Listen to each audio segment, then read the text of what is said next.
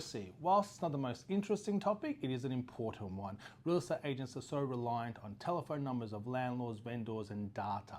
It's important you comply with privacy laws. There's been a first wave of changes to the privacy laws. Unfortunately, Australia's privacy laws are somewhat predated compared to the rest of the Western world. So the Australian government is changing privacy laws. The first wave was introduced late last year, and there's more to come. It's important you update your privacy statements and make sure you're compliant.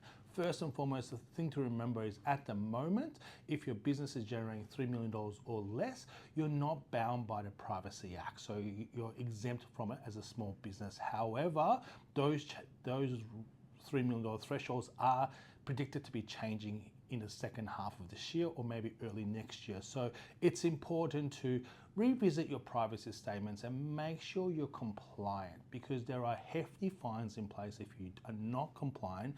And now as well, a person who you've breached the privacy of can sue you individually. Before, they had to just report you and you could get investigated and potentially fined. Now they can sue you as well. So, these changes are important. Things like if they want to opt out or get their data deleted, there needs to be policies in place. So if there's any automatic decision making to be made with their data, that there needs to be a policy around that. So it's important, like other things with compliance, to not just set and forget.